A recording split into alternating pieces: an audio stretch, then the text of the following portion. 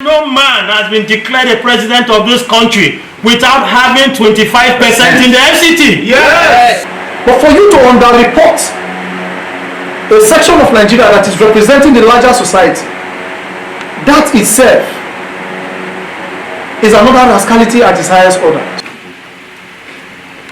We have every reason to be uncomfortable with the Nigerian judiciary.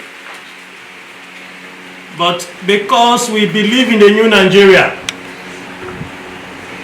we still feel that there are still men and women of integrity that are manning our judiciary system. And as such, even justice is dispensed based on precedents, based on law. And there is precedence in some of the cases we have before the court. One of such precedents is the issue of double nomination by the Vice President-elect that one of the contenders is in court over.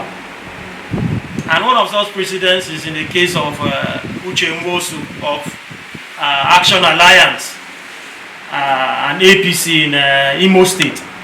It was this same Supreme Court that rested his case and said there was double nomination in his own case.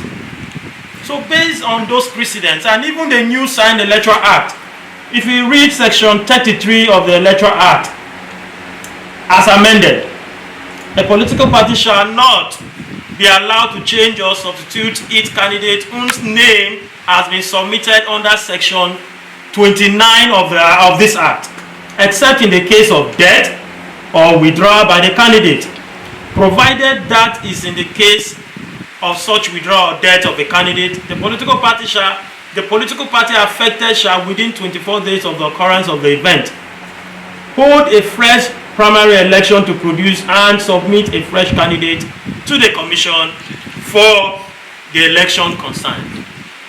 These are some of the breaches. Back to the issue of 25% vote for a candidate to be declared.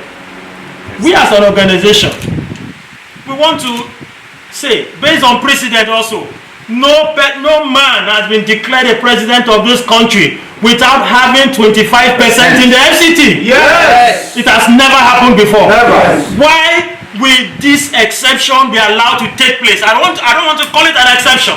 I want to call it an anomaly, an aberration of law. Yes. That has been our stand. We are guided by law. We are law-abiding. We are law-abiding people, law-abiding citizens, and this is our stance, that the right thing should be done. So we are calling on the judiciary again, that we are for a new Nigeria. Yes. And all eyes are on them to give us the new Nigeria we have been praying and dreaming for. Thank you very much. Duty, using excuses that he or she went to the market. That is an exercise not just in futility, but has further damaged the integrity of our judicial system. Yes.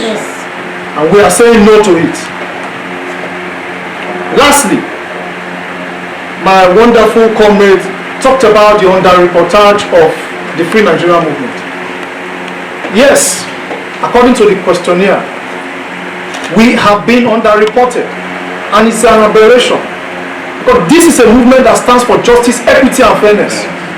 Why would you underreport it? The media is the fourth estate of the realm, and let me seize this opportunity to appreciate those of you media men that are here, that are partners in progress.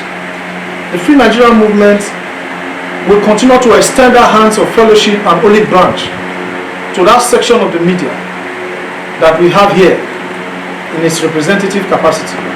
But looking at the top gun medias that have decided to desert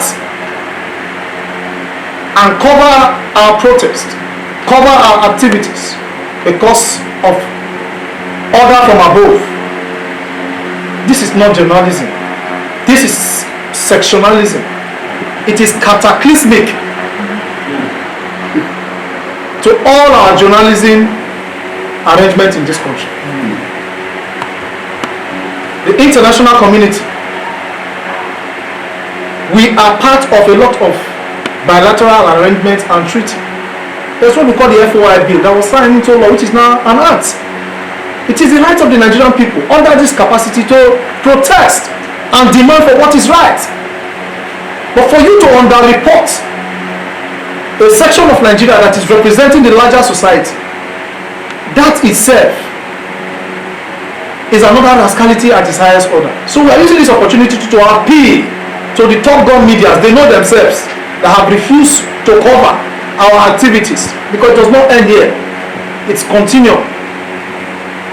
The Free Nigerian movement will continue to appear whenever there is an injustice. The convener of this movement, Dr. Paul Moses, has made it his submission earlier, and upon that submission we stand.